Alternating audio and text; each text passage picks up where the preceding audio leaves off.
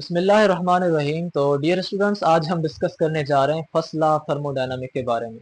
और first law of thermodynamic इस chapter का नाम भी है। और ये जो चैप्टर हम डिस्कस कर रहे हैं ये चैप्टर नंबर 16 है इंटर क्लास का। और आज हमारा लेक्चर नंबर है 5 इस चैप्टर का। तो फर्स्ट लॉ ऑफ थर्मोडायनामिक के बारे में अगर हम पढ़ते हैं तो फर्स्ट लॉ ऑफ थर्मोडायनामिक दरअसल एक लॉ के बेसिस पर है। और वो लॉ जिसके बुनियाद पर इस लॉ को बनाया गया, या वो लॉ जिसके बेसिस पर या जिसके बुनियाद पर इस लॉ की सारी दीवारें खड़ी हैं, उस लॉ का नाम है law of conservation of energy. Law of conservation of energy इसका बुनियाद है। Law of conservation of energy हमें यह कहता है कि energy can neither be created nor can be destroyed, but it only change from one form to another form। Energy ना तो तबाह होती है ना तो दोबारा किसी बनाई जाती है, बल्कि हमेशा वो एक चीज से या एक फॉर्म में से दूसरे फॉर्म में तब्दील होती है। मिसाल के तौर पर आपने वापडा वालों की बिजली को इस्तेमाल करके मोबाइल की बैटरी को यूज किया। अब जब आपने मोबाइल की बैटरी को चार्ज किया तो क्या वापडा की बिजली जाया हो गई? नहीं, वो बिजली दूसरे फॉर्म्स में कन्वर्ट हो चुकी है। और बैटरी के अंदर जब वो स्टोर है तो बैटरी के अंदर वो केमिकल फॉर्म में एनर्जी स्टोर है। अब आप लेक्चर सुन रहे हैं तो आप लेक्चर का साउंड भी निकल रहा है, तो समझें कि वो जो बिजली उस बैटरी के अंदर है आधी कन्वर्ट हो रही है साउंड एनर्जी में। साथ साथ आप जो है वो वीडियो भी देख रहे हैं, और उस वीडियो के थ्रू आपकी उसमें से रोशनी निकल रही है। तो वो जो एनर्जी उस बैटरी के अंदर स्टोर है वो लाइट एनर्जी में भी कन्वर्ट हो रही है। इन द सेम वे वो इलेक्ट्रिकल एनर्जी जो आपने वापडा से ली थी, अब वो साउंड एनर्जी में भी कन्वर्ट हो रही है, अब वो लाइट एनर्जी में भी कन्वर्ट हो रही है। और साथ साथ में मोबाइल के अंदर जो सिग्नल्स लेने वाली चिप्स हैं वो भी उसको जो है यूज कर रही हैं इलेक्ट्रोमैग्नेटिक वेव्स बनाने में।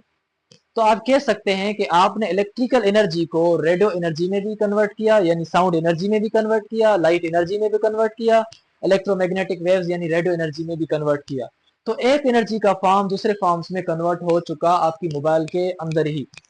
तो इस हिसाब से हम कह सकते हैं कि एनर्जी ना तो तबाह हुई, एनर्जी न ही बनी, बल्कि एक शक्ल से एक फॉर्म से दूसरे फॉर्म में चेंज हो गई। अब ये law of conservation of energy first law of thermodynamic से किस तरह रिलेटेड है वो हम यहाँ पढ़ेंगे। लेकिन हम यहाँ ये चीज तो कह सकते हैं कि first law of thermodynamic is part of the law of conservation of energy. मगर एक हिस्सा है ना, तो एक हिस्सा है तो फिर एक हिस्सा ही कवर करेगा। तभी हम कहते हैं कि ये पूरा हिस्सा नहीं बल्कि ये एक आधा हिस्सा है, क्योंकि first law of thermodynamic this deals only with heat energy. ये डील करता है कि भाई हीट एनर्जी कन्वर्ट होगी दूसरे फॉर्म में, दूसरे फॉर्म्स कन्वर्ट होंगे हीट एनर्जी में, बस। अब ये जो हीट एनर्जी का दूसरे फॉर्म्स में कन्वर्ट होना है और दूसरे फॉर्म्स का हीट एनर्जी में कन्वर्ट होना है, इन चीजों को हम थर्मोडायनामिक्स कहेंगे। और इन चीजों के साथ जो हमारा एक लॉ रिलेट करता है उस लॉ का हम फर्स्ट लॉ ऑफ थर्मोडायनामिक कहेंगे।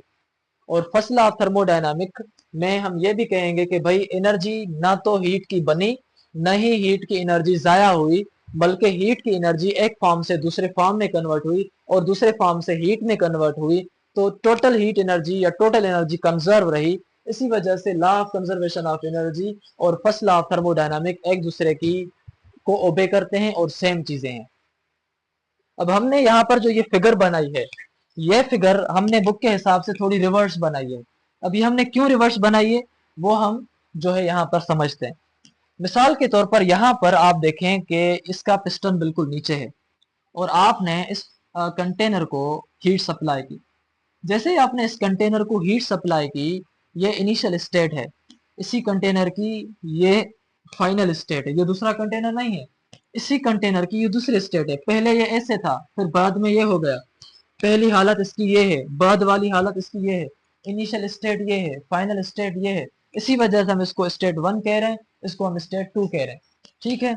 अब आपने जैसे ही हीट सप्लाई की, तो हीट सप्लाई करने से इसके अंदर इंटरनल एनर्जी आई।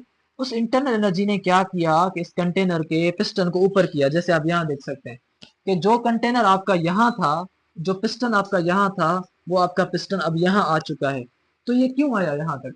वो इस वजह से आया क्योंकि यहाँ आपने उसको हीट सप्लाई की है। और जैसे ही आपने हीट सप्लाई की है तो जो हीट की एनर्जी है वो अब कन्वर्ट हो चुकी है वर्क में। अब हीट की एनर्जी जो है उसने यहाँ पर काम किया है। तो आप यहाँ कह सकते हैं हीट की एनर्जी यहाँ पर वर्क में कन्वर्ट हुई है और वर्क चीज को मूव कर रहा है। और जब भी कोई चीज मूव करती है तो उस टाइम उसको जो एनर्जी होती है वो काइनेटिक एनर्जी होती है या फिर उसको मैकेनिकल एनर्जी होती है। तो हम कह सकते हैं कि यहाँ पर जो आपकी हीट एनर्जी है वो कन्वर्ट हो चुकी है मैकेनिकल एनर्जी में, क्योंकि उसने कन्वर्ट किया है इस पिस्टन को ऊपर, यहाँ से ये पिस्टन यहाँ पहुंच चुका है। क्यों? क्योंकि आपने हीट सप्लाई की और ये गैस के मॉलिक्यूल में एनर्जी आई, उन्होंने पिस्टन को ऊपर धक्का दिया और पिस्टन ऊपर चला गया। अब इसी वजह से हम कह रहे हैं कि जैसे हीट सप्लाई हुई तो हीट सप्लाई होने की वजह से यहाँ वर्क हुआ और वो वर्क आपको यहाँ नजर आ रहा है। सेम इसी चीज को हम यहाँ पढ़ेंगे, लेकिन यहाँ जब हम पढ़ेंगे तो हम इन चीजों से फार्मूला बनाएंगे और वो फार्मूला हमें फर्स्ट लॉ ऑफ थर्मोडायनामिक का फार्मूला किस तरह बनता है वो बताने में हमारी हेल्प करेगा।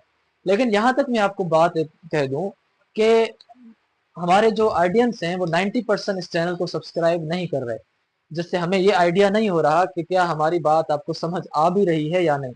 इसी वजह से अगर आप चीज़ों को सही नमूने से समझ रहे हैं और यहाँ तक आपने कुछ ना कुछ समझा है तो हमारे लिए जो आपके पास है वो यही है कि आप हमें सब्सक्राइब करें और साथ साथ में जो दूसरे आपके दोस्त हैं उनको भी रिकमेंड करें। अब रिकमेंड करने से ये होगा कि अगला बंदा भी पढ़ेगा, आप भी पढ़ेंगे, अगले का फायदा होगा, तो आपका भी फायदा होगा। जिस तरह आपने सुना है कर भला वो भला, तो यही जो चीज है वो आप करें, इससे हमारा भी फायदा, इससे आपका भी फायदा। बहरहाल अब हम चलते हैं कि फर्स्ट लॉ ऑफ थर्मोडायनामिक की जो इक्वेशन है वो हम ड्राइव किस तरह करें। सबसे पहले इक्वेशन अगर आपने ड्राइव करनी है तो आप एक कंटेनर लेंगे और उस कंटेनर को आप हीट सप्लाई करेंगे। जैसे कि हमने यहाँ कहा है कि हमने कोई थर्मोडायनामिक प्रोसेस लिया है। अब थर्मोडायनामिक प्रोसेस का मतलब है कि भाई कोई कंटेनर लें उसको हीट सप्लाई करें, थर्मोडायनामिक प्रोसेस है। आपने एक कंटेनर लिया, उस कंटेनर में आपने मॉलिक्यूल्स रखे और उसको आपने सप्लाई की हीट। अब हम यहाँ पर यह कह सकते हैं कि when heat energy delta Q is added to the system, हमने शुरू में हीट एनर्जी ऐड की, अब हीट एनर्जी ऐड हो चुकी है, अब क्या होगा, अब यहाँ समझे। देन दिस एनर्जी जो आपने हीट एनर्जी दी थी increases the internal energy of the system, वो हीट एनर्जी अब सिस्टम की इंटरनल एनर्जी को इंक्रीज करेगी। यहां तक जो इसकी इंटरनल एनर्जी थी, अब उस इंटरनल एनर्जी ने ऐड किया एनर्जी इसके गैस मॉलिक्यूल्स में। जैसे ही गैस मॉलिक्यूल्स में एनर्जी आ गई तो अब हम कहेंगे कि भाई इसकी जो इंटरनल एनर्जी है वो अब बढ़ गई। क्यों इंटरनल एनर्जी इसकी बढ़ चुकी? क्योंकि जो हीट ने उसको एनर्जी दी है अब वो उसने अपने अंदर एनर्जी समा रखी है। जब वो मॉलिक्यूल्स अपने अंदर एनर्जी को रखते हैं तो हम उसको कहते हैं भाई इंटरनल एनर्जी, अंदरूनी एनर्जी। तो इन मॉलिक्यूल्स ने अपने अंदर एनर्जी रखी। अब इन्होंने अपने अंदर तो एनर्जी रखी और क्या होगा, और ये होगा कि इंटरनल एनर्जी में आधी एनर्जी कन्वर्ट हो जाएगी हीट वाली। दूसरा ये होगा कि plus the work done by the system, फिर साथ साथ में आधी जो हीट एनर्जी है वो आपकी वर्क डन में काम हो जाएगी। तो मतलब ये हुआ कि अगर आपने यहाँ पर हीट सप्लाई की होगी 10 जूल, तो 10 जूल में से 5 जूल जो एनर्जी है वो आपकी इंटरनल एनर्जी में कन्वर्ट हो चुकी। 5 जूल आपकी एनर्जी इंटरनल में हो गई और यहाँ पर हम 5 जूल लिखते हैं। बाकी जो है आपकी जो बकाया एनर्जी बची वो बकाया 5 जूल एनर्जी आपकी कन्वर्ट हो गई वर्क में। यानी टोटल हीट की एनर्जी थी 10 जूल, 10 जूल में से 5 जूल आपकी हो गई इंटरनल एनर्जी में और 5 जूल जो है आपकी हो गई वर्क में। तो आप देख सकते हैं कि यहाँ पर एनर्जी ना डिस्ट्रॉय हुई, एनर्जी ना क्रिएट हुई, बल्कि एनर्जी दूसरे फॉर्म्स में कन्वर्ट हुई। यहाँ पर हीट एनर्जी आधी कन्वर्ट हुई इंटरनल एनर्जी में यानी काइनेटिक एनर्जी में। अब इंटरनल एनर्जी को हम काइनेटिक एनर्जी क्यों कह रहे हैं ये हमने पहले डिस्कस किया हुआ है। अगर आपको ये चीज समझ नहीं आ रही तो आप जरूर जरूर उसको जाके समझें। इंटरनल एनर्जी यानी काइनेटिक एनर्जी में कन्वर्ट हुई, प्लस में ये जो आपका पिस्टन ऊपर मूव हुआ यानी वर्क हुआ, ये वर्क होना दरअसल मैकेनिकल एनर्जी है। कोई चीज अगर मोशन में हो ना, कोई चीज अगर मूव करे तो उस मूव के टाइम उसको जो एनर्जी होती है ना वो काइनेटिक एनर्जी होती है और उस काइनेटिक एनर्जी को हम मैकेनिकल एनर्जी कहते हैं। तो हम कहते हैं कि भाई इसने मूव किया यानी इसने वर्क किया। काइनेटिक एनर्जी को हम मैकेनिकल नहीं बल्कि उसने कुछ वर्क किया, उसने कुछ मोशन किया। तो ये आपका जब वर्क हुआ तो हम इस वर्क वाली एनर्जी को क्या कहते हैं जी, मैकेनिकल एनर्जी। तो आपकी हीट एनर्जी कन्वर्ट हुई काइनेटिक एनर्जी में प्लस में मैकेनिकल एनर्जी में। तो एनर्जी ना तो डिस्ट्रॉय हुई ना तो क्रिएट हुई, बल्कि एक फॉर्म से दो दूसरे फॉर्म्स में कन्वर्ट हुई, तभी हम कह सकते हैं कि ये जो थर्मोडायनामिक का प्रोसेस है ये ओबे कर रहा है law of conservation of energy को। अब यहां से क्या फार्मूला हमें मिलेगा कि भाई जैसे हमने सप्लाई की थी हीट सिस्टम को, यानी हमने डेल्टा क्यू उसको दी थी, तो जैसे हमने उसको डेल्टा क्यू दी थी यहाँ पर, तो वो कुछ किस में कन्वर्ट हुई थी, आधी वो कन्वर्ट हुई थी इंटरनल एनर्जी में, तो हमने लिखा यहाँ पर इंटरनल एनर्जी में, और आधी वो कन्वर्ट हुई थी वर्क में, तो हमने लिखा कि भाई कुछ वर्क में कन्वर्ट हुई, तो टोटल हीट एनर्जी जो आपकी है वो कन्वर्ट हो गई इंटरनल एनर्जी प्लस वर्क में। अब ये फार्मूला आपके पास है, और इसी फार्मूले में से आप जो है वो फर्स्ट लॉ ऑफ थर्मोडायनामिक को ड्राइव करेंगे। अब फर्स्ट लॉ ऑफ थर्मोडायनामिक हमें बताता है कि किसी सिस्टम के अंदर इंटरनल एनर्जी कितनी मौजूद है। मतलब कि हमें अब जो फार्मूला ड्राइव करना है वो फार्मूला ड्राइव करना है इंटरनल एनर्जी का। तो आपके पास यहाँ पर यह फार्मूला आ चुका है, और यह फार्मूला आपने समझा भी सही कि किस तरह आया। अब आप अगर इसी फार्मूले से इंटरनल एनर्जी का फार्मूला निकालना चाहें तो भी आप निकाल सकते हैं।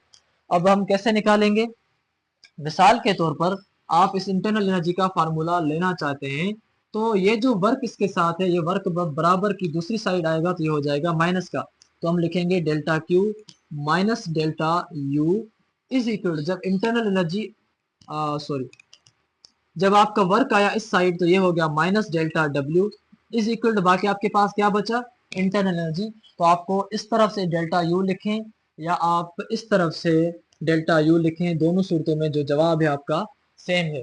तो मतलब हम ये कह सकते हैं कि हमारे पास जो अब इंटरनल एनर्जी का फार्मूला आया है वो ये आया है कि delta Q minus delta W.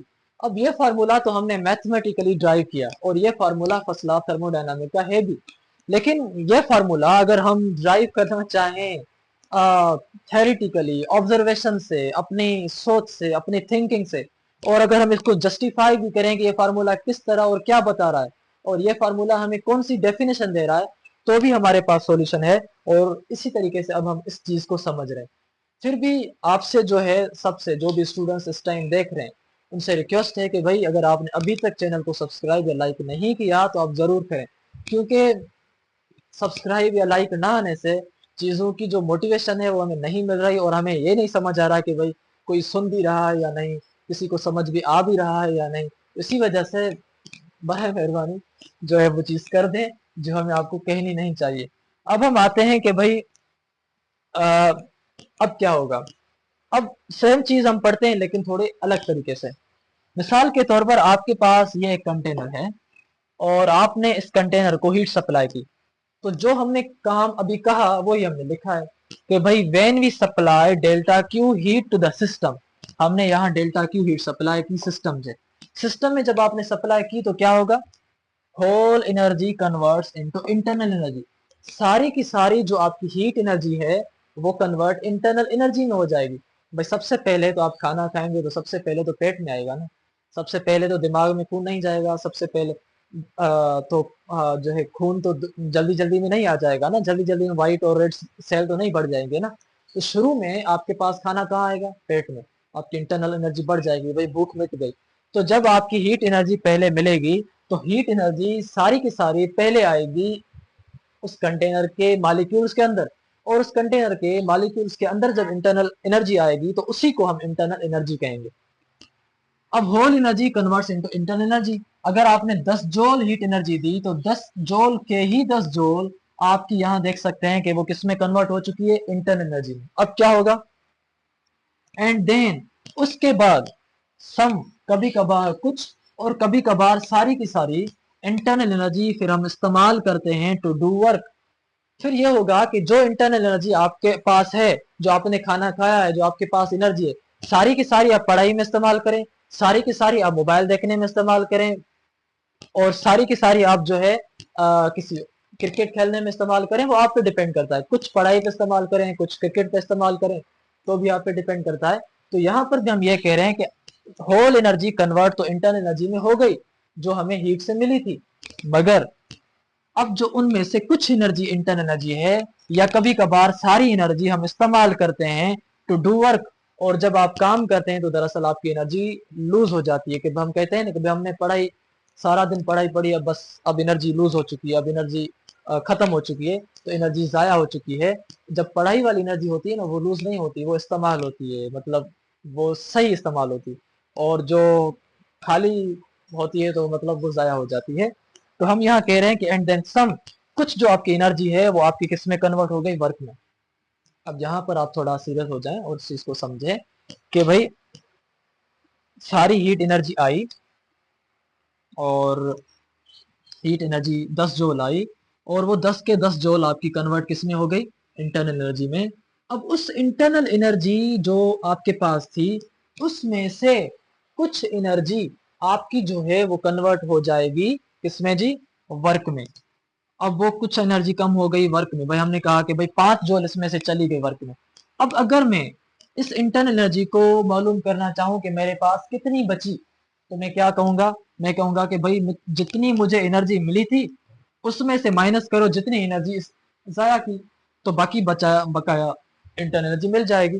तो यही फार्मूला हम कहेंगे कि भाई अगर मुझे ये जानना है कि मेरे पास अभी इंटरनल एनर्जी कितनी है, तो फिर आपने क्या करना है कि जो हीट एनर्जी मुझे मिली थी, जो खाना मुझे मिला था, उसमें से आप माइनस करो जो मैंने काम किया है, जो उस पिस्टन ने काम किया है, जो उस कंटेनर ने काम किया है।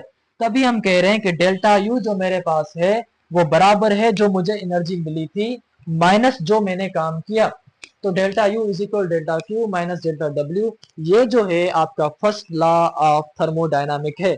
और इसी लॉ को अगर हम डेफिनेशन में पढ़ेंगे या डेफिनेशन में लिखेंगे, तो हम कुछ इस तरह से लिखेंगे कि the change in internal energy, यहां पर डेल्टा है, change in internal energy of the system equals, यहां पर भी इक्वल है, इक्वल्स द नेट हीट, यहां पर नेट हीट है यानी total heat, net heat transfer into the system, जो टोटल हीट सिस्टम में आई थी, into the system delta Q minus, यहां पर भी माइनस है, यहां पर भी माइनस है, minus the work done by the system. अब ये सारी की सारी डेफिनेशन इस फार्मूले के अंदर फिट है। अगर आपको डेफिनेशन याद नहीं हो रही तो कोई मसला नहीं है, आप ये फार्मूलाज याद करके उन्हीं फार्मूलाज में से डेफिनेशंस को एक्सट्रैक्ट कर सकते हैं, और ऐसे ही किया जाता है। और यही ट्रिक्स होती हैं बड़े के बड़े इम्तिहानों में, छोटी सी चीजों को और छोटा टाइम पढ़ के ज्यादा से ज्यादा लिखना, इन्हीं चीजों से होता है। छोटा फार्मूला याद करें और उसी फार्मूला को आप इलाबोरेट करें। अब हम आते हैं इस सिस्टम के ऊपर कि हमारे पास जो डेफिनेशन लिखी हुई थी इस टॉपिक के स्टार्ट में हमारी टेक्स्ट बुक के अंदर, वो डेफिनेशन दरअसल हमें क्या बताती है और वो डेफिनेशन हमें क्या समझाती है, तो हम उसकी जानिब चल रहे हैं। उसमें लिखा हुआ था कि ये जो लॉ है वो स्टेट करता है कि every thermodynamic system possess a state variable that is called internal energy। Her thermodynamic system, जो भी दुनिया के अंदर थर्मोडायनामिक सिस्टम है, उसके अंदर एक इंटरनल एनर्जी होगी, और उस इंटरनल एनर्जी को आप स्टेट वेरिएबल यू कहें या फिर आप उसको इंटरनल एनर्जी कहें, बात सेम है। मतलब ये हमें डेफिनेशन बताना चाहती है कि कोई भी थर्मोडायनेमिक सिस्टम होगा तो उस सिस्टम के अंदर इंटरनल एनर्जी जरूर होगी, बस यही चीज है। तो हम यहाँ पे कह रहे हैं कि every thermodynamic system possess the internal energy या पजेस द स्टेट वेरिएबल, और उस स्टेट वेरिएबल का नाम क्या है, इंटरनल एनर्जी। तो बजाय आप स्टेट वेरिएबल पढ़ें, आप उसकी जगह ऐसे भी कह सकते हैं कि every thermodynamic system possess the internal energy. अब स्टेट वेरिएबल का मतलब ये है कि कोई भी थर्मोडायनामिक सिस्टम किसी न किसी स्टेट में होगा, या तो उसके अंदर मॉलिक्यूल्स को इंटरनल एनर्जी ज्यादा होगी या तो उनको कम होगी। अब उनकी जो हालत बताने वाली चीज है, उनकी जो हालत बताने वाला वेरिएबल है, उनका जो हालत बताने वाला रिपोर्टर है, उस रिपोर्टर का नाम इंटरनल एनर्जी है। इसी वजह से हम उसको कह रहे हैं वेरिएबल, चेंज होने वाला, और वो स्टेट वेरिएबल है जो उसकी हालत बताएगा वक्त के साथ साथ कि भाई अब टेम्परेचर के ऊपर उसकी स्टेट क्या है, इस टेम्परेचर के ऊपर इसकी स्टेट क्या है। बहरहाल अभी ये डेफिनेशन और जो हमने इससे कबल पहले बोर्ड में पढ़ी, उन सब से हमने जो इक्वेशन वहां ड्राइव की थी वो ये थी कि जो डेल्टा यू है वो हमारी बराबर होती है delta Q minus delta W को, और इसी फार्मूले को हम थर्मोडायनामिक फार्मूला कहते हैं या थर्मोडायनामिक इक्वेशन कहते हैं, यही फार्मूला है। अब इसी फार्मूले में हमारे पास चेंजेस आती हैं, कभी ये प्लस होता है, कभी ये माइनस होता है, कभी ये माइनस होता है, कभी ये प्लस होता है। अब ये प्लस क्यों आती हैं, ये माइनस क्यों आती हैं, ये हम जो है यहाँ पर sign convention of first law of thermodynamic के अंदर पढ़ने जा रहे हैं। और ये जो है आपके पास इंतहाई अहम है, क्योंकि अगर आप यहाँ देखें तो हर पार्ट के दो दो एमसीक्यूज बनते हैं। टोटल अगर ये 6 चीजें हैं तो आपके समझिए 12 एमसीक्यूज बन जाते हैं सिर्फ एक छोटे से 5 मिनट के टॉपिक के अंदर। इसी वजह से मैं कह सकता हूँ कि आप हर चीज को ध्यान से समझे, सुने, हर चीज को ध्यान से समझें, ताकि कोई भी ऐसी पॉइंट मिस ना हो जाए कि कहीं आपको उसी एक पॉइंट की वजह से सारे टॉपिक में जो कंफ्यूजन हो जाए। तभी हर पॉइंट को हम जो है जो टेक्स्ट बुक के अंदर है उसको भी क्लियर कर रहे हैं, और जो टेक्स्ट बुक के अंदर मिसिंग है हम वो भी ऐड कर रहे हैं, ताकि कोई भी कंफ्यूजन बाकी रह ना पाए। अब यहाँ पर एक और चीज जो हमारे पास लिखी हुई थी और उसको डिफाइन करना और समझना भी निहायत अहम है। जहाँ पे लिखा हुआ था कि ये जो हमारा डेल्टा यू है, इसका मतलब है change in internal energy of system. अब ये डेल्टा यू चेंज का मतलब है या तो इंटरनल एनर्जी बढ़ सकती है या तो इंटरनल एनर्जी कम हो सकती है। इन द सेम वे जो डेल्टा क्यू है वो हमें बताएगी नेट हीट ट्रांसफर इनटू और आउट ऑफ द सिस्टम। या ये हीट बताएगी डेल्टा क्यू के सिस्टम के अंदर हीट आई, या ये डेल्टा क्यू बताएगी कि सिस्टम से हीट गई।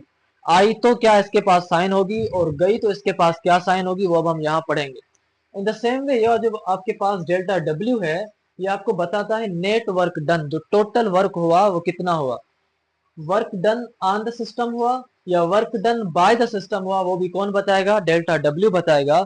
ऑन द सिस्टम हुआ तो कौन सी साइन आएगी, और बाय द सिस्टम होगा तो कौन सी साइन आएगी, वो हम यहाँ अभी पढ़ने जा रहे हैं। लेकिन उससे कबल एक और चीज भी आप यह समझ लें कि if the state of thermodynamic is changed from state A to state B, अगर पहले ये थर्मोडायनामिक सिस्टम है, इसकी जो हालत है, इसकी जो इनिशियल कंडीशन है वो ये है, कुछ टाइम के बाद आपने इसके ऊपर प्रेशर दिया और इसके मॉलिक्यूल्स कंप्रेस हो गए, और ये स्टेट इनिशियल में से अब ये इस स्टेट में आ चुका है। अगर आप इस किस्म की चीजें कर रहे हैं कि पहले सिस्टम की स्टेट कुछ और थी और बाद में सिस्टम की स्टेट कुछ और हो गई, तो then the change in internal energy of the system is, तो फिर उस किस्म की चेंज को या उस किस्म की इंटरनल एनर्जी में जो चेंज आई, हम उसको डिफाइन किस तरह करेंगे। पहले मिसाल के तौर पर यहाँ पर जो इंटरनल एनर्जी थी वो कम थी, 5 जूल थी, और जब आपने उसको प्रेशर दिया, मॉलिक्यूल्स एक दूसरे के करीब आ गए, तो अब उनकी इंटरनल एनर्जी बढ़ गई। तो जैसे बढ़ गई तो हम कहेंगे कि पहले उसकी ये थी, बाद में इसकी ये हुई, स्टेट ए ये है, स्टेट बी ये है। अब इनमें जो इंटरनल एनर्जी में चेंज आई वो कितनी हुई, तो हम ऐसे करेंगे कि जो फाइनल चेंज है, जो फाइनल स्टेट है, उसमें से माइनस करेंगे हम इनिशियल स्टेट को। अब फाइनल से हम इनिशियल को माइनस क्यों करते हैं, आप कुछ ऐसे समझे। मिसाल के तौर पर मैं कहूं कि भाई आपके पास पहले 100 रुपए थे, और कुछ टाइम के बाद आपके पास 1000 रुपया आ गया। तो अब आप देखना चाह रहे हैं कि मेरे पास कितने पैसे बढ़े, तो आप क्या करेंगे, 1000 में से 100 को माइनस करेंगे। यानी जो अभी आपके पास है, अभी जो फाइनल पैसे आपके पास हैं, उनमें से आप माइनस करेंगे जो आपको पहले इनिशियली पैसे थे, तो आपके पास 900 रुपए बचेंगे। तो यहाँ से ये मुराद होता है, ये मतलब निकलता है कि आप बाद वाली चीज में से पहले वाली चीज माइनस करेंगे, तो आपको जो है वहां पर डिफरेंस या चेंज मालूम होगा। इन द सेम वे ये जो फाइनल स्टेट है, ये जो स्टेट बी है, इसमें से आप माइनस करेंगे इनिशियल स्टेट को, तो आपको जो है वो चेंज इन इंटरनल एनर्जी मिलेगी। तो इसी वजह से हमने कहा कि चेंज इन यू या change in internal energy is equal to internal energy of B, यानी कि state of B minus internal energy of A, यानी पहले वाले की इंटरनल एनर्जी। तो अब जब आप इसमें से 10 में से माइनस करेंगे 5, तो आपको आंसर मिलेगा 5 जूल। अगर आप 5 में से माइनस करते 10, तो आपको माइनस वैल्यू मिलता जो कि माइनस नहीं है। तभी हमारे पास ये चीज इस तरह से हम कुछ लिखते हैं। अब अगर आपके पास यहाँ कुछ ऐसा फार्मूला है और ये आप जानते हैं कि जो डेल्टा यू है ये किसके बराबर है, according to first law of thermodynamics. अब इसको याद कर लें आप। अभी इस पूरे चैप्टर के अंदर और आगे जो तीसरा चैप्टर है 17 चैप्टर, उसमें आपको ये क्वेश्चन बार बार यूज होगी, यहाँ भी बार बार यूज होगी। तभी मैं कह रहा हूँ इसको आप बिल्कुल समझ लें सही नमूने से। अब डेल्टा यू की जगह हमने डेल्टा यू का वैल्यू लिखना है, और वैल्यू कौन सा है, delta Q minus delta W. तो हमने इसी की जगह यहाँ पर लिखा delta Q minus delta W is equal to, बाकी आगे जो सेम चीज है ये वाली वो आप सेम लिखें, यू बी, यानी कि internal energy final minus internal energy initial, ये आपके पास यहां तक आ चुका। अब इसका मतलब यह है कि U B minus U A is equal to delta Q minus delta W. तो इसको आप इसके बराबर करें या इसको इसके बराबर करें, है तो बराबर। तो इसी वजह से हम कह रहे हैं कि भाई यू, या ऐसे भी आप लिख सकते हैं, ऐसे लिखें तो भी कोई गुनाह नहीं है, अगर ऐसे लिखें तो और बेहतर है। U B minus U A is equal to delta Q minus delta W. अब आपके पास ये जो इक्वेशन है, यह जो फार्मूला है, ये फार्मूला आपको बताएगा कि जब एक ही चीज है, उसमें पहले इंटरनल एनर्जी कुछ थी, बाद में इंटरनल एनर्जी कुछ और हो गई, तो टोटल इंटरनल एनर्जी में चेंज कितनी आई, वो आपने अगर मालूम करनी हो तो फिर आप वो इस फार्मूले से मालूम करेंगे। ठीक है, अब हम चलते हैं इस जानिब कि अगर एनर्जी एब्जॉर्ब की जाए सिस्टम की तरफ से, तो सिस्टम जो है वो चेंज करता है अपनी translational and rotational kinetic energy of molecules. ये कुछ ऐसे ही समझें कि मिसाल के तौर पर एक बंदा जो चाय का मवाली है, चाय का शौकीन है, और उसको अगर चाय नहीं मिल रही तो फिर वो इधर उधर, मतलब उसको मजा नहीं आएगा, उसका दिमाग घूमेगा फिरेगा, यानी कि कभी वो रोटेशनल होगा, कभी वो ट्रांसलेशनल होगा। जैसे ही उसका नशा पूरा होगा, जैसे ही उसको वो चीज मिलेगी, यानी हीट एनर्जी मिलेगी या चाय एनर्जी मिलेगी, तो फिर उसकी जो एनर्जी की मॉलिक्यूल्स की है वो चेंज हो जाएगी। तभी हम कह रहे हैं कि the energy absorbed bye the system, system जब भी एनर्जी को एब्जॉर्ब करेगा, changes the translational and rotational kinetic energy of molecules, फिर उस कंटेनर के अंदर जो भी मॉलिक्यूल्स हैं उनकी काइनेटिक एनर्जी को चेंज करेगा। फिर काइनेटिक एनर्जी चाहे ट्रांसलेशनल हो, फिर काइनेटिक एनर्जी चाहे रोटेशनल हो, दोनों चेंज हो जाएंगी अगर उस सिस्टम ने हीट को एब्जॉर्ब किया तो। अब यहां पर आप समझें, मिसाल के तौर पर यहां पर मॉलिक्यूल्स हैं, ये कुछ ट्रांसलेटरी मोशन में है, कुछ आपके रोटेशनल मोशन में। अब जैसे उनको हीट एनर्जी मिलेगी, हीट एनर्जी मिलने के बाद सब के सब एक ही डायरेक्शन में हो जाएंगे, क्योंकि अब सबको पैसा आ गया है, सबको एनर्जी आ गया, अब सब अपने मुल्क से बाहर भागेंगे। तो अब हम कहेंगे कि जब पैसे नहीं थे तो हर कोई इधर उधर घूम फिर रहा था, इधर रोजगार मिल जाए या उधर मिल जाए, उधर मिल जाए, कोई सीधा कोई टेढ़ा। बट जैसे ही उनको एनर्जी मिली, जैसे उनको पैसा मिला, तो अब सारे के सारे उनका जो मोशन था, अब वो क्या हो चुका है, चेंज हो चुका है। तभी हम कहते हैं कि जैसे ही मॉलिक्यूल एनर्जी को एब्जॉर्ब करेंगे, तो फिर उनकी ट्रांसलेशनल हो या रोटेशनल काइनेटिक एनर्जी हो मॉलिक्यूल की, वो चेंज हो जाएगी।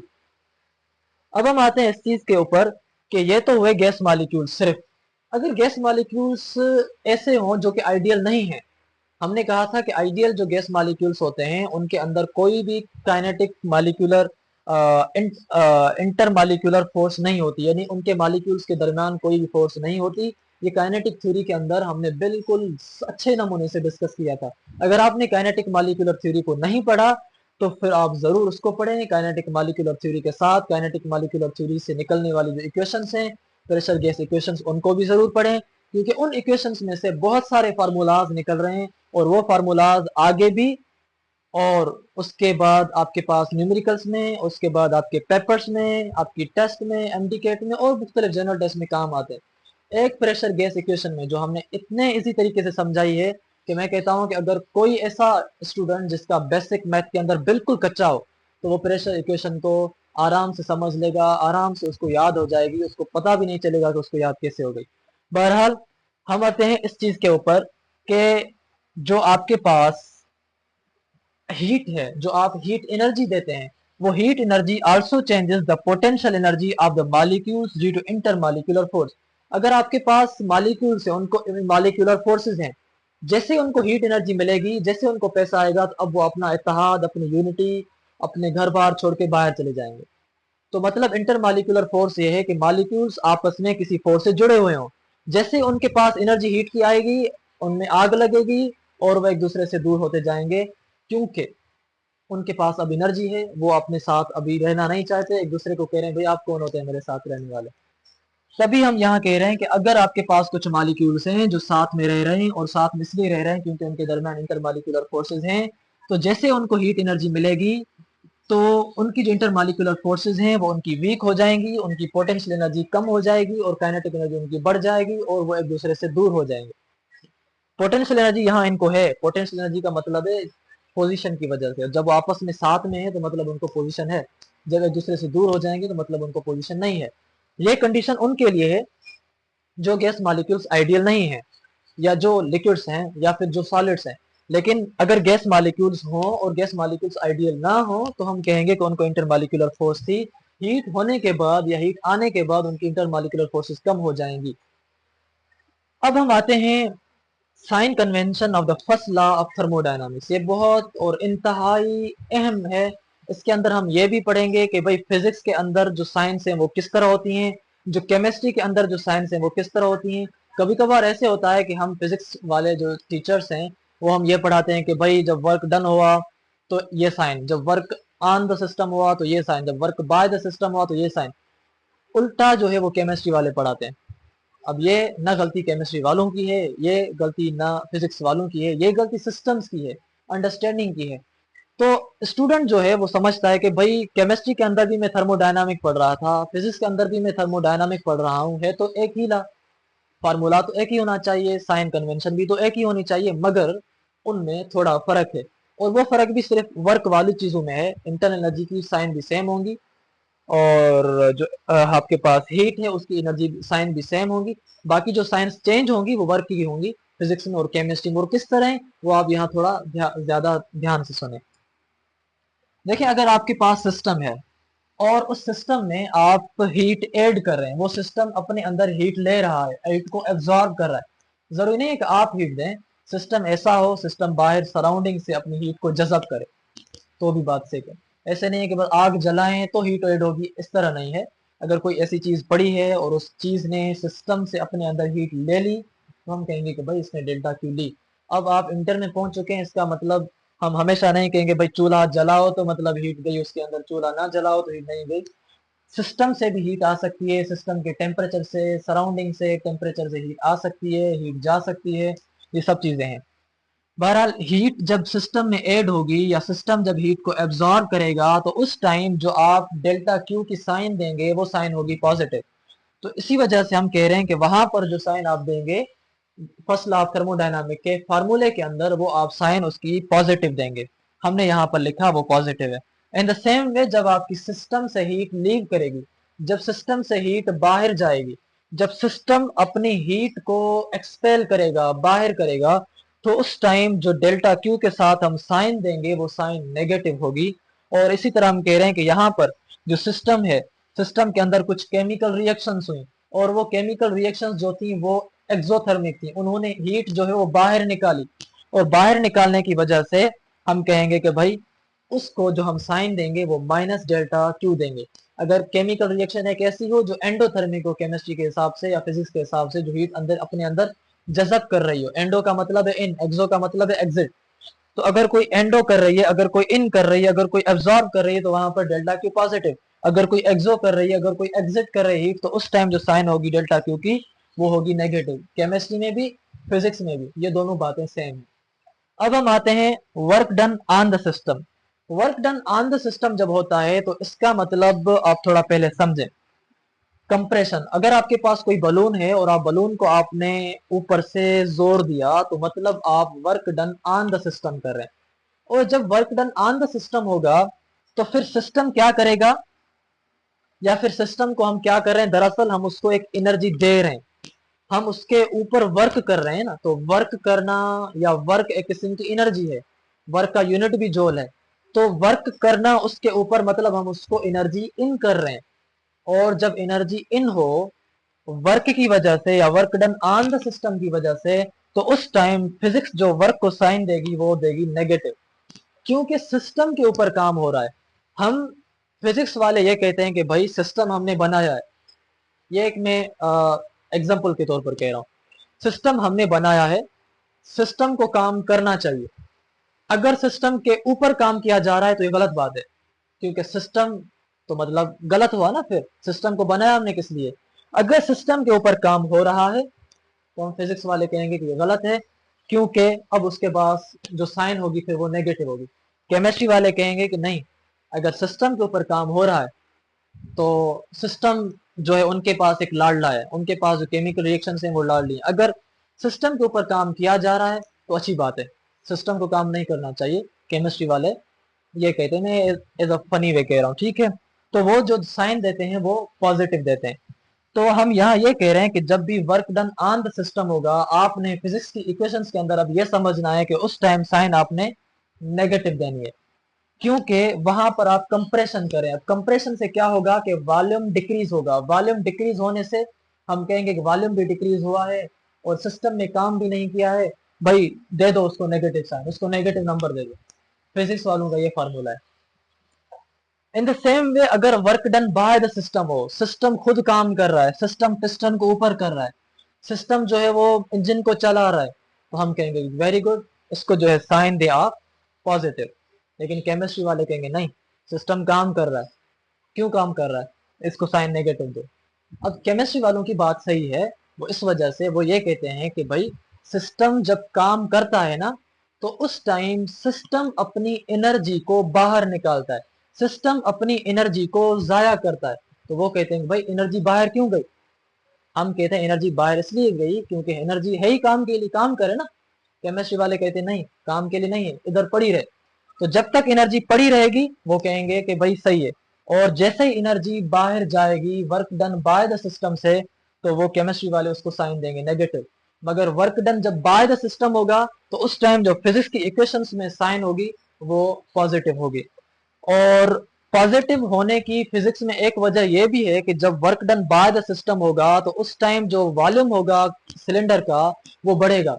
वॉल्यूम बढ़ेगा मतलब वॉल्यूम पॉजिटिव हुआ, वॉल्यूम में पॉजिटिव इंक्रीमेंट आई, तो उस time work done by the system हुआ, वॉल्यूम इंक्रीज हुआ, एक्सपेंशन हुई, तो हम साइन देंगे पॉजिटिव। और जब work done on the system होगा तो हम साइन देंगे negative with respect to physics. और केमिस्ट्री में work done on the system हो तो positive, work done by the system हो तो केमिस्ट्री में नेगेटिव। अब ये दो फर्क थे और यही सिर्फ दो इन चीजों में फर्क है केमिस्ट्री और फिजिक्स का। बाकी इसमें और इसमें हम दोनों मुत्तफिक हैं। अब इंटरनल एनर्जी इंक्रीज कब होगी, जब टेम्परेचर इंक्रीज होगा। टेम्परेचर जब इंक्रीज होता है ना तो गैस मालिक्यूल्स इधर उधर मूव करते हैं अपनी ताकत के साथ, इधर उधर इंटरनल एनर्जी। तो हम कहते हैं कि अच्छा काम है, बिल्कुल, तभी उसका जो साइन होगा वो पॉजिटिव होगा। और इन द सेम वे और डेल्टा यू के साथ हम फिर वहां पॉजिटिव साइन देंगे। अगर इंटरनल एनर्जी डिक्रीज हो रही है तो इसका मतलब ये है कि वहां पर जो टेम्परेचर है वो कम हो रहा है, टेम्परेचर वहां पर डिक्रीज हो रहा है। और टेम्परेचर डिक्रीज हो रहा है क्योंकि अब जो मालिक्यूल्स हैं वो देखें आप, बिल्कुल आराम आराम से slow slow lazy lazy move कर रहे हैं। तो उस टाइम जो साइन होगी उनकी वो नेगेटिव होगी, डेल्टा यू के साथ हम वहां साइन नेगेटिव देंगे थर्मोडायनामिक के फार्मूलाज के अंदर। अच्छा, मैं ये बात आपको बताना भूल गया था, फिर मैं जब दूसरा लेक्चर बना रहा था तो उस टाइम मैंने सोचा कि आपको ये बात इसी लेक्चर के अंदर बता दूं ताकि आगे चलकर आपको ऐसा कोई मसला जो है वो फेस ना आए। आप देखें यहाँ पर मैंने दो चीज़ें लिखी हैं जो कि काफ़ी कंफ्यूजन देती हैं स्टूडेंट्स को, कि if the work is done by the system, तो फिर उस टाइम जो according to first law of thermodynamic equation होती है ना, वो है ये वाली, delta U is equal delta Q minus delta W. अब आप कहेंगे कि सर आपने हमें बताया था कि जब भी work done by the system होता है तो उस टाइम जो साइन होती है ना वर्क की वो पॉजिटिव होती है, मगर यहाँ तो नेगेटिव है। तो फिर ये work done by the system कैसे हुआ, फिर ये साइन कन्वेंशन के रूल को फॉलो कैसे कर रहा है। तो आप चलें, अगर आपने ये चीज समझनी है तो फिर आपने इसको थोड़ा डेरिवेट करना होगा। हमने जो असल इक्वेशन इसमें से निकालनी है वो निकालना है कि डेल्टा क्यू जितनी मिली फिर जो है वर्क हमारा कितना हुआ। अब अगर ऐसे देखें कि ये जो अगर डेल्टा डब्ल्यू इस तरफ आएगा तो ये किसका हो जाएगा, प्लस का। तो आपके पास ये वैल्यू हो जाएगा डेल्टा यू इज प्लस, जब ये इधर आया तो plus delta W is equal to delta Q. तो असल ये इक्वेशन है जो हमें बताती है कि क्या चीजें पॉजिटिव हैं और क्या चीजें जो हैं वो नेगेटिव हैं। तो delta Q is equal to delta U plus delta W. तो आप यहाँ देखें यहाँ पर प्लस है तो मतलब ये जो वर्क डन है वो बाय द सिस्टम है। फिर जब हम फर्स्ट लॉ ऑफ थर्मोडायनामिक के अंदर फार्मूले को according to internal energy rearrange करते हैं तो फिर मैथमेटिकली यहाँ पर जो है वो नेगेटिव आ जाती है। मगर ये नेगेटिव जो है वो नेगेटिव नहीं है जो हम कहते थे कि भाई जो work done on the system वाली है, मगर ये नेगेटिव मैथमेटिक्स वाली है। असल जो साइन आपको अगर देखनी है कन्वेंशन वाली, तो फिर वो आप इस फार्मूले के अंदर देखें, delta Q is equal delta U plus delta W. यहाँ पर वो बता रहा है कि भाई जो वर्क डन है वो भी पॉजिटिव है, हीट जो है वो सिस्टम को दी गई है पॉजिटिव है, इंटरनल एनर्जी भी सिस्टम की बड़ी है वो पॉजिटिव है। ये हमने इसी लेक्चर के बिल्कुल स्टार्ट में पढ़ा था। इन द सेम वे मैंने शुरू में सोचा था कि आपको बता दूं, लेकिन लेक्चर के साथ साथ चलते चलते वो चीज ना बता सके। अब हम कह रहे हैं कि if the work is done on the system, तो फर्स्ट लॉ ऑफ थर्मोडायनामिक के हिसाब से इक्वेशन ये है, delta U is equal delta Q plus W. अब आपके पास अगर इक्वेशन एमसीक्यूज में ऐसी आ जाएगी तो आप कहेंगे प्लस है तो बाय द वर्क होगा, बाय पॉजिटिव है तो बाय होगा, अगर ऑन है तो फिर जो है वो नेगेटिव होगा, और ऑन यहाँ नेगेटिव नहीं है तो फिर आप इसको नहीं टिक करेंगे। असल में आपने इसी को फिर डेरिवेट करना होगा डेल्टा क्यू के हिसाब से, कि भाई अगर मुझे डेल्टा क्यू का वैल्यू लेना है और ये प्लस इधर आ गई तो माइनस की हो गई, ये हो जाएगा delta U minus delta W is equal to delta Q. अब यहाँ पर जो डेल्टा क्यू का आपको फार्मूला मिला, अगर आप इसको ऐसे भी लिखें तो लिख सकेंगे, delta Q is equal to delta U minus delta W. अब ये आपको फार्मूला बिल्कुल बता रहा है कि यहाँ पर जो वर्क डन है वो ऑन द सिस्टम है, क्योंकि यहाँ पर जो साइन है वो क्या है जी, वो नेगेटिव है। तो इक्वेशंस को अगर कोई भी आपके पास मिली हुई हो कि आपको पूछना या पूछा जा रहा हो कि वो आपके पास पॉजिटिव है या नेगेटिव है, तो फिर आप ये इक्वेशन जो है वो ड्राइव करके, यानी डेल्टा क्यू के हिसाब से आप उसको ड्राइव करें। फिर इस इक्वेशन में आप देखें कि कौन सी चीज ऐड की गई है और कौन सी चीज जो है ऐड नहीं की गई। क्योंकि जब हमने इस टॉपिक के शुरुआत में बताया था, तो इनिशियल जो हमारे पास फार्मूला आया था वो ये आया था कि हीट ऐड की, इंटरनल एनर्जी भी मिली और वर्क भी मिला, तो टोटल हीट एनर्जी बराबर हुई इसके। असल जो लॉ ऑफ कंजर्वेशन वाली हमारे पास थर्मोडायनामिक के अंदर इक्वेशन है वो ये है। पॉजिटिव अगर आपने साइन देखनी है, नेगेटिव देखनी है, तो आप इसमें देखेंगे। आई होप कि आपको यहाँ तक जो साइन कन्वेंशंस थी वो सही नमूने से समझ आ चुकी हैं, और बेहतर यह है कि आप जो हमारे पिछले लेक्चर्स आपने नहीं सुने वो भी सारे सुने, इसी तरीके से आपको समझ आ जाएंगे, क्योंकि उनको भी हमने बिल्कुल इजी वे से और इतना आसान तरीके से कि अगर किसी का फिजिक्स का बेसिक भी नहीं तो वो उसको भी चीज़ें आसानी से समझ आ जाएं। और आप चैनल को सब्सक्राइब करें ताकि जो भी वीडियोस हम अपडेट करें, इंक्लूडिंग एमसीक्यूज हम इसके करेंगे, हम इनके एग्जांपल्स करेंगे, क्वेश्चंस करेंगे, प्रॉब्लम्स करेंगे, तो सब की सब चीज़ें आप तक जो है वो आप पहुंचे। तो हाजिर होंगे नए वीडियो में, तब तक दीजिएगा इजाज़त। अल्लाह हाफिज़।